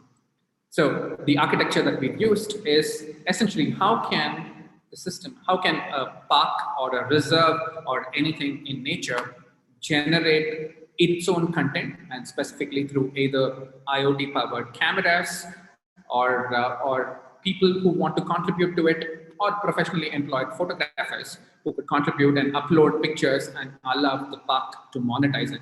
And that picture or image, the rights of which will be transferred to this particular entity, which is Sattva being the platform, and any park that could choose to do this. We've tried to look at how a park like Tiergarten could leverage something like this. An image captured, the rights given to an entity like Tiergarten, which is leveraging the Sattva platform. And what would that mean is that that could either be directly put onto a platform like OpenSea as an NFT token, which others could procure. That value that gets generated can come back to the park, and the park can choose to do what it wants to do with it. What if not only do we provide the raw image of what is provided here, which itself will be unique, what if the park had its own theme of how it could convert that into art? And that's something that you would see in our demo as well. Not just the raw image, but also how would it go? So the three ways in which we've tried to solve, all of which you will see in a demo in the next couple of minutes, is we have cameras which could be capturing, which are installed within the park, and real-time pictures are being taken, whether it's a video stream or otherwise. We have the Sattva, we have the moment capture model, which essentially looks at capturing an image from a video stream to recognize if people aren't in the frame and if things of interest are in the frame. For example, animals or birds of interest, it would capture an image. You will see a live demo. You would see an option where you could use a Twitter feed, and we're going to show that live as well. You can add Sattva NFT as the hashtag, and that data will be streamed right back to us. Or you could come log into the Sattva platform and upload an image that you have chosen and you want to give that back to the team. So what we've done is we rely on GANs extensively, specifically cyclic GANs that you would see an example for. We tokenize this, and this is using the OpenSea market that you could see this listed on a real-time basis. Everything that you would see in the example, you can check it out in the OpenSea market as well. So this is how it would work. Here is an original image which we captured 2 days ago in one of the parks in Bangalore. And once from that original, there are 2 variants of how that original itself could be rendered onto a platform. And once that's done, we could further apply a very specific theme. Here, Tiergarten has chosen to go with one particular artist. I mean, more like a Van Gogh style of, how this would render, and it would come out like this. So that would be a very unique footprint, a fingerprint of art form, which could then be subscribed by people. We've also gone one step further and looked at a second use case of how can the parks itself leverage on AI-based decision making. So here is a sample of 13 different kinds of things that we could probably grow in the park. And by now, most of this grow naturally. And we've tried to see how can the park optimize for itself. So using the genetic algorithm and considering that as the set, the algorithm has resolved it down to these are the things that potentially could grow on the basis of what would be aesthetically pleasing plus what would be profitable for the park. So these were the 2 use cases we looked at tackling as a part of this, this weekend. And we would now show you a live demo of what we worked on with this. So over to you, Vinay.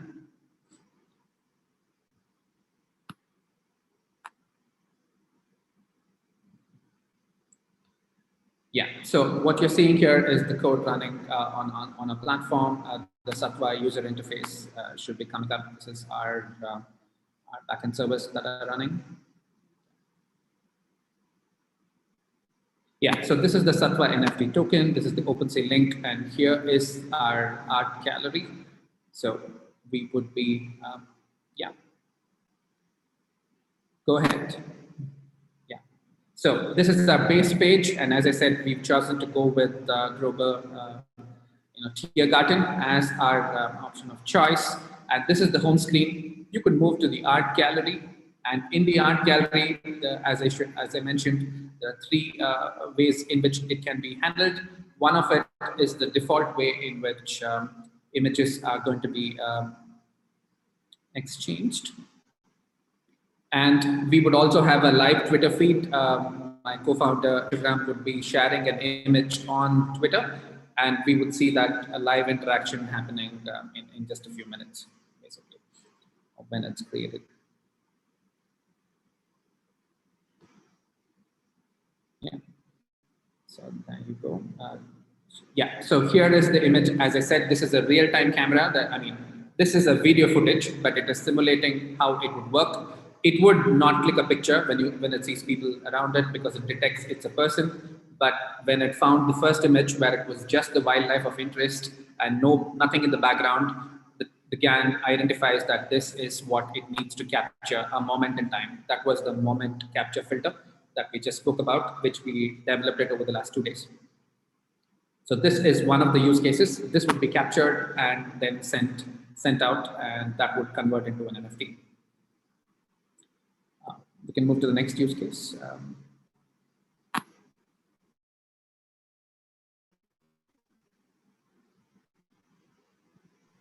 Yeah, so let me upload a tweet, Twitter. So I've just put Sattva NFT and I'm tweeting it. It takes around 10 to 15 seconds. I think Vinay can you show what is happening in the backend in the Twitter. Yeah, so image is downloaded and it's uploaded.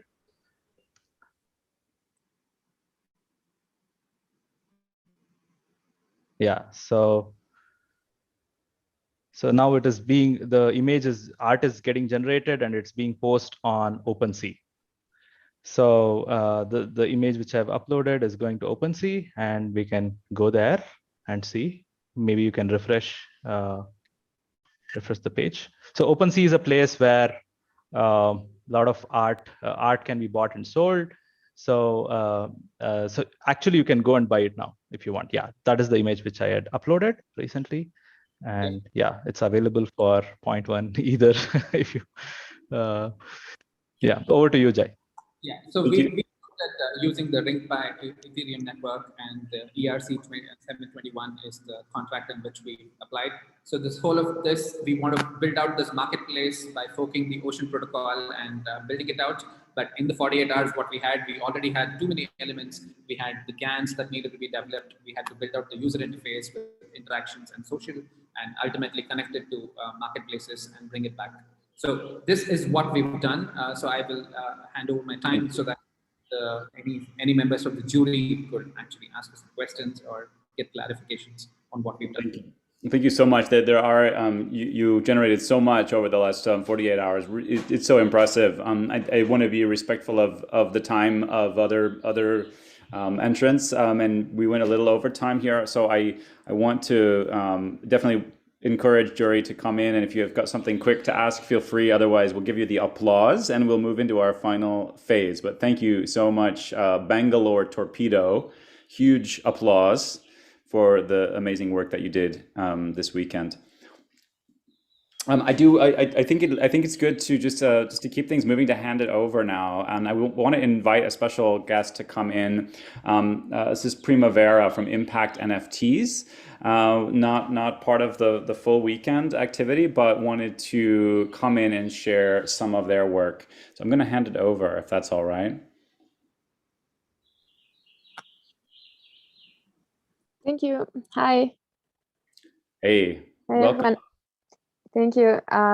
Yeah, sorry. So the idea was that we will be participating as part of the hackathon, but we had like some timing issues. But yeah, I think it would be nice, like, because the project is an ongoing project, and we're gonna develop it in the coming months.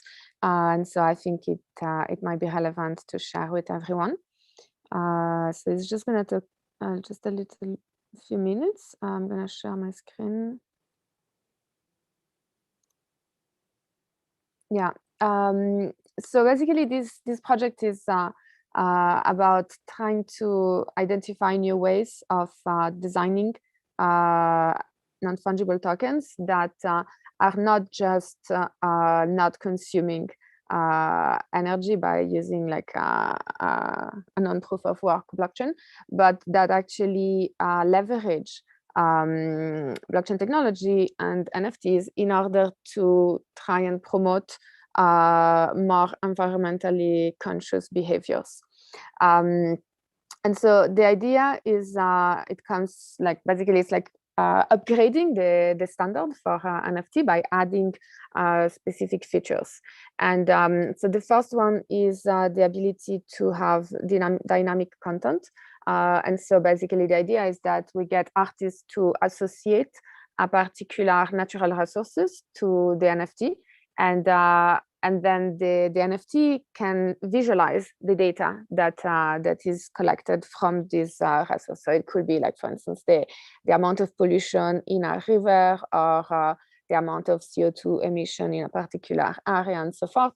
And so as the data change concerning that particular resource, then the NFT is also modifying its visual. So this is basically, this is already possible on, for instance, like Hackathon, like basically enabling this scripting to be associated with the NFT.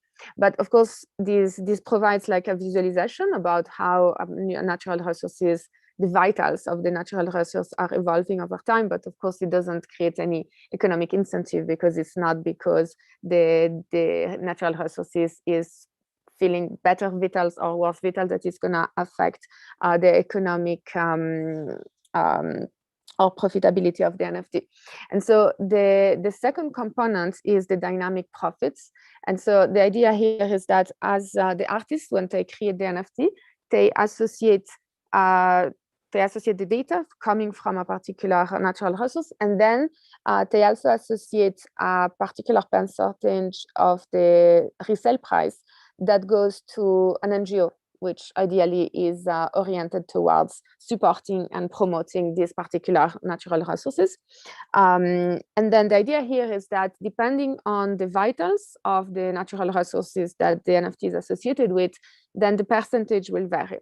And so if the NFT, for instance, is associated with the amount of contamination in a particular lake, then the higher is the amount of contamination, then the higher will be the percentage of the resale price that will go to the NGO, and therefore the lower goes to the token holder, and vice versa. If the vitals improve, then the percentage that goes to the NGO decrease, and more profits go to the person that resells the NFT. And so in this way, we create this economic incentive that if I purchased a particular NFT and I want to resell it, but I want to maximize the possible return on investment on my resale, then I have an incentive to ensure that the resources that the NFT is associated with has the best vitals possible, so that I get a higher percentage of the sale. And then the third feature is the self-destruction. So whenever there is a particular threshold at which we consider that the natural resources has just reached a level of like jeopardy, and that's the point in which the NFT will then self-destruct itself. And so basically all the investment is lost.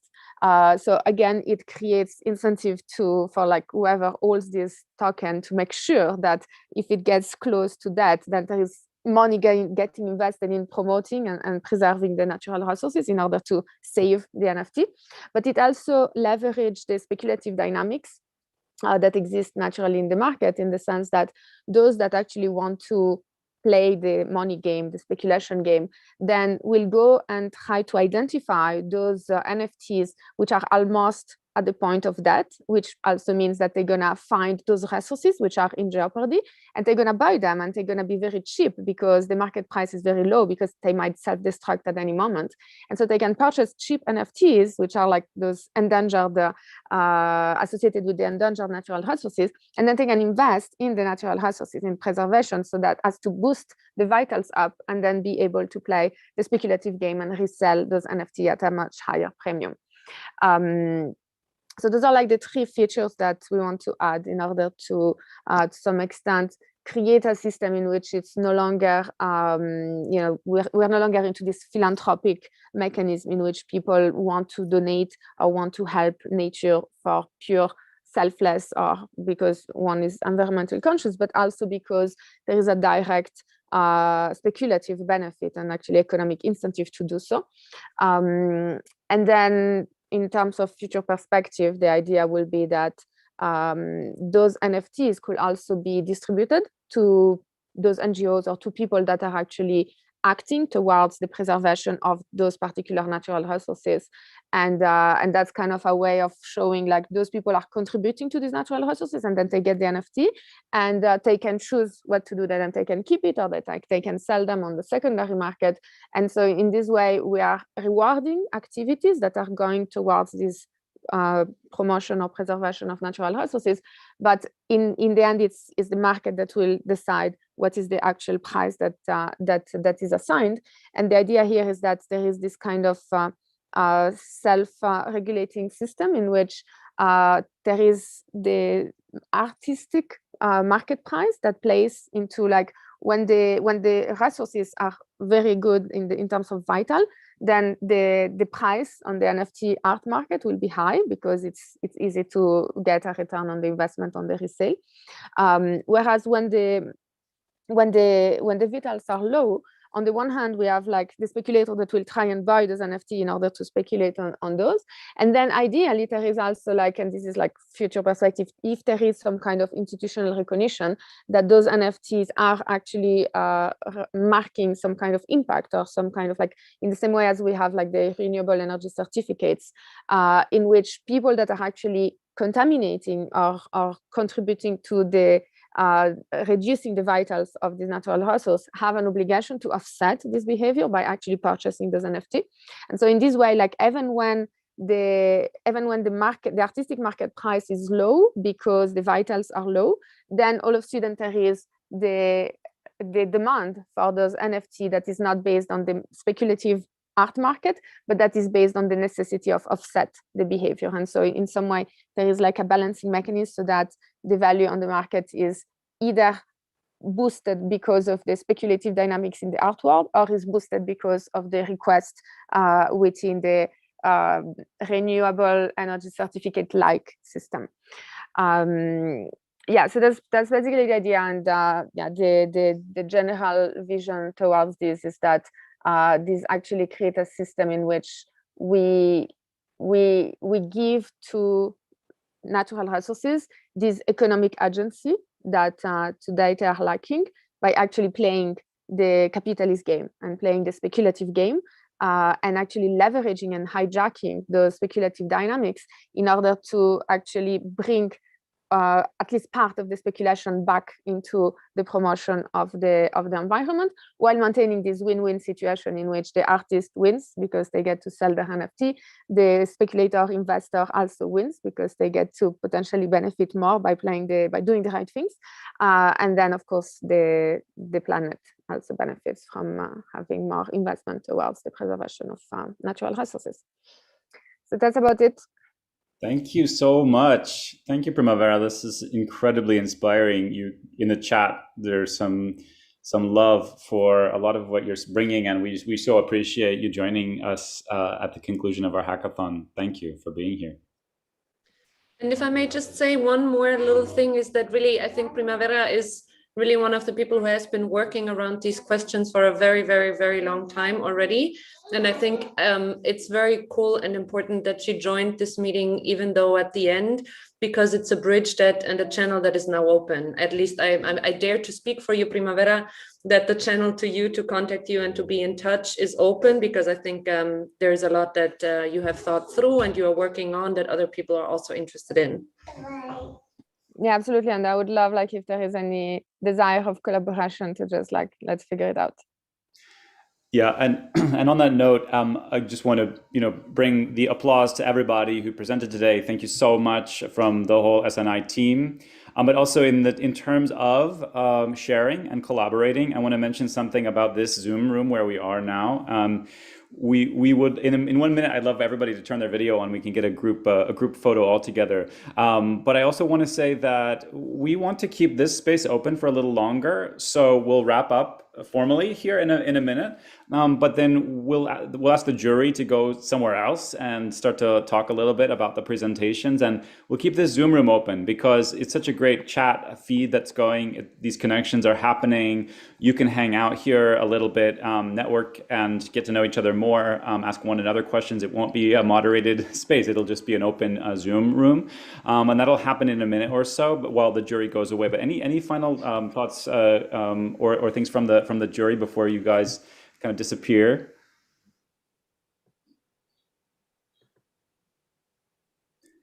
If I can add something. So looking through all the applications for all the teams, it really was, for me, there is an architecture evolving here. And I could see at least 3 apps which create art and, which foster the interaction around nature, and which creates value that can be traded where there is income created to a piece of nature. Then I saw 2 projects going more into governance of nature, creating the identity of nature, and then Primavera's last thing was like the tip of the iceberg. It was like the thing on the top. Once this thing starts to make money, how can you bet on it from external perspective? And Primavera, actually, what you proposed there was the system. It actually exists in another business where I was active in energy. There is a similar business model for retired ugly coal power plants where they're being traded away, and so it was a similar incentive mechanism but reverse. So people put them off, and then there's other people that buy them, and then they refurbish, and then I really love this the mechanism that you've actually flipped it. You know, for me, the shortest way I could kind of summarize what you're saying is prediction market on steroids with a second layer on well-being of peace of nature, which is cool. No, I like it. Really love the outcome of this hackathon because it was more than I expected from all the aspects we tried to trigger. You know, if it would be up to me, I'd love to, you know, continue the hackathon to see how we can bring all into one architecture. Because for me, it's really like fitting. It's all the pieces that bring are really sexy for itself. Yeah, that would be a massive. I mean, very difficult for us now to say like who's the winner, because for me it would be rather the total picture compilation of all these applications. Thanks a lot from my side. I would also maybe, Seth, if you give me just one more minute before we leave, I also want to say, really, I think it's amazing that so many fantastic things have happened and so much thinking and trying has been done, and so much exchange and so much inspiration. And I really think this is the first step. So I think that we are really just in a very first step. I mean, not for everyone. Everyone has been working on many things, but as a community building thing, this is the first step. You will hear from us, like it or not. And you will be called into action again, and into communication and into collaboration. So I really, I'm super happy. I'm super excited. And yeah, thanks a lot for everyone to putting in the time and the energy and to coming and joining. So yeah, I think maybe, Seth, a big round of applause in general. Yeah, let's turn on your video as well, please. We should get a little screenshot of everybody who's in this meeting. And thank you for being so attentive to one another's presentations throughout and your time today.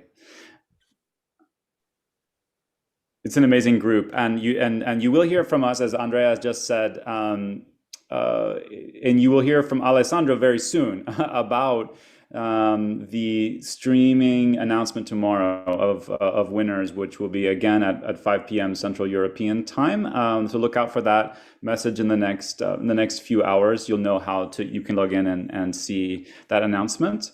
And again, I certainly don't want to rush to close this down. I want to celebrate and hang out, and maybe someone could DJ or something and have a little hangout session. But we will also open up a separate space for the jury when you're ready to migrate over there, and with much appreciation for the great presentations today. Thank you so much. Yeah, thank you, everybody. We'll see each other tomorrow. Anyways, for again celebrations. Ciao.